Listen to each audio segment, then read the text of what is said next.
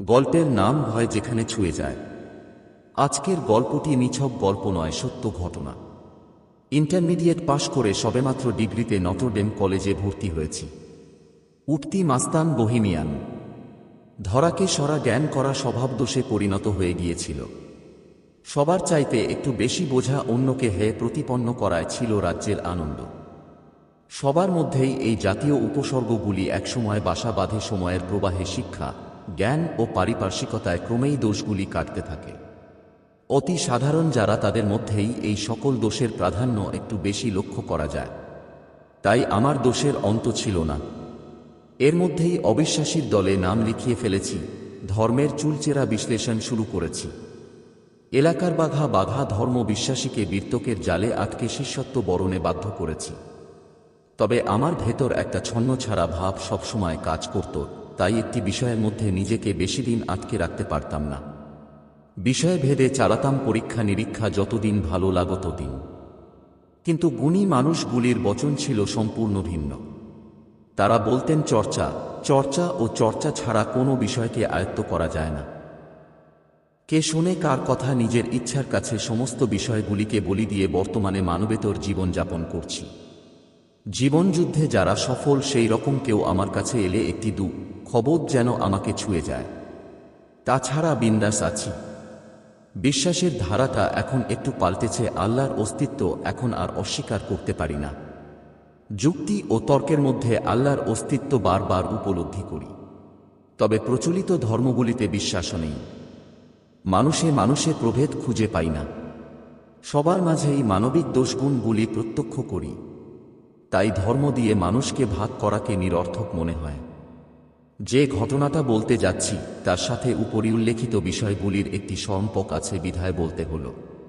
আমার এক বন্ধু, নাম ধরুন রফিক, ক্লাস 5 থেকে এই বন্ধুত্ব বছর দুয়েক হলো। ওর বাবা গত হয়েছে।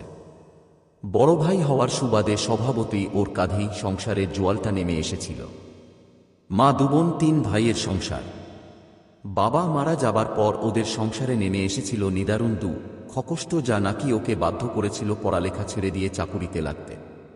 ও মেট্রিক পাশ করে পাটকলের সুপারভাইজার হিসাবে ঢুকেছিল সেই কবে, আজও ওই একই চাকরিতে লেগে আছে। কোন উন্নতিও নেই, অবনতিও নেই। বোন দুটির বিয়ে দিয়েছিল, কিন্তু কপাল দোষে দুজনেই ওর কাঁধে বোঝা হয়ে ফিরে এসেছে, যার যার সন্তান সহ। আমি বরাবরই অলৌকিকতায় বিশ্বাস করি না। রফিক তখনও বিয়ে করেনি।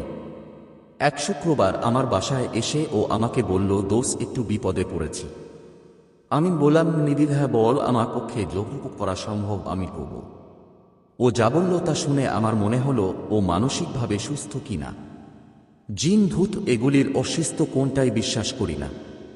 ওর বক্তব্য অনুযায়ী রাতে ঘুমোতে গেলেই কে বা কারা যেন ওদের টিনের দেয়ালে খামাখাই জোরে জোরে আঁচড় কাটতে থাকে, যার ফলে ঘুমানোটা অসম্ভব হয়ে পড়েছে। কোন প্রকার সঙ্গত কারণ ছাড়াই ঘটনাটি গত 1 মাস ধরে রোজ রাতেই ঘটছে। আমি বললাম, ওকে, আজ রাতে আমি তোর সাথে তোদের বাসায় গিয়ে থাকব। একটি হকিস্টিক ও টর্চলাইটের ব্যবস্থা করে রাখিস। আমি সময় মতো পৌঁছে যাব। রাত 10টা নাগাদ রাজ্যের রাজকর্ম সেরে ওদের বাসায় গিয়ে পৌঁছালাম। ওদের বাসাটা শহরতলির প্রায় শেষ প্রান্তে অবস্থিত। রাস্তার উপরে একটি দোতলা বাড়ি, তার পেছনে 15-20 গজ ফারাকে ওদের সম্পূর্ণ টিনের ঘরটি হালকা গাছগাছালিতে ঢাকা। ওদের বাড়ির পেছনে আর কোন বাড়ি নেই। ঢাকার ভাষায় তখন সেই অঞ্চলকে নামা বলতো নিচু ফসলের জমি ও খাল বিলের সমারোহ।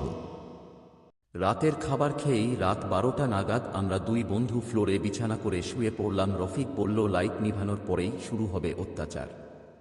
আমাকে আরও বলল, এমনিতে কোনো ভয় নেই, এ পর্যন্ত কোনো ক্ষতি করেনি শব্দ করা ছাড়া। লাইট নেভানোর সাথে সাথেই শুরু হয়ে গেল ভূতের খেলা। আমি আর রফিক লাইট জ্বালিয়ে হকিস্টিক ও টর্চ হাতে বেরিয়ে পড়লাম। বাড়ির চারপাশটা ঘুরে দেখে মনের কোণে লুকিয়ে থাকা সন্দেহটাও আর রইল না। বাড়িটার 5 গজের মধ্যে কোন গাছের ডাল পর্যন্ত নেই যে বাতাসে তা টিনের দেয়ালে টক্কর খেয়ে এ জাতীয় শব্দ হবে। মনে মনে কিছুটা দমে গেলাম। এ কেমন খেলা? রফিককে বললাম, তুই ঘরে ঢুকে লাইট নিভিয়ে দিয়ে শুয়ে পড়, আমি একটু পর আসছি। ও ঘরে ঢুকে দরজাটা ভিজিয়ে দিয়ে শুয়ে লাইটটা নিভিয়ে দিতেই আবার শুরু হলো একই শব্দ। এবার সত্যি সত্যি ভয় পেয়ে গেলাম। আশেপাশে জনমানুষের কোন উপস্থিতি নেই, তবুও শব্দটা আসছে। এমন ভয় জীবনে কখনো পেয়েছিলাম বলে আমার পড়ে না। তাই তাড়াতাড়ি ঘরে ঢুকে দরজা লাগিয়ে দিলাম। সকালে কাউকে কিচ্ছুটি না বলেই চলে এলাম, আর অনাবরত মনে একটি প্রশ্নই উদয় হতে থাকলো, কারণ ছাড়া এটা ঘটতেই পারে না, কিন্তু করানটা কি?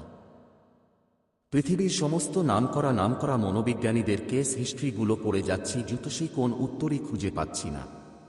2 বছর পর উত্তর বেরিয়ে এলো পশ্চিম বাংলা বিজ্ঞান পরিষদের সভাপতি প্রবীর ঘোষের লেখা বইটি থেকে। বইটির নাম ভুলে গেছি।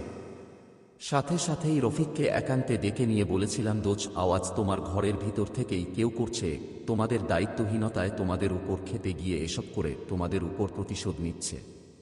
যদি আমার কথা বিশ্বাস করত, তুমি তোমার 2 বোনকে যেভাবেই হোক তাদের সংসারে ফিরে যাবার ব্যবস্থা কর, তাহলেই আমার বিশ্বাস তুমি এ নরক যন্ত্রণা থেকে রেহাই পাবে। এরপর রফিক মাসখানেক দেন দরবার করে ওর বোনের স্বামীদের সাথে একটি আপোষ রফায় এসে বোনদের স্বামীর বাড়ি পাঠিয়ে দেয়। এরপর থেকে সেই ভূত আর ওদের জ্বালায়নি। আমাদের গল্প এখানেই শেষ করলাম। বামদেব ক্রিয়েশন চ্যানেলটি সাবস্ক্রাইব করবেন আর একটি লাইক দিয়ে যাবেন। আপনাদের উৎসাহাতে আমরা আরও কিছু সুন্দর গল্প আনতে পারি।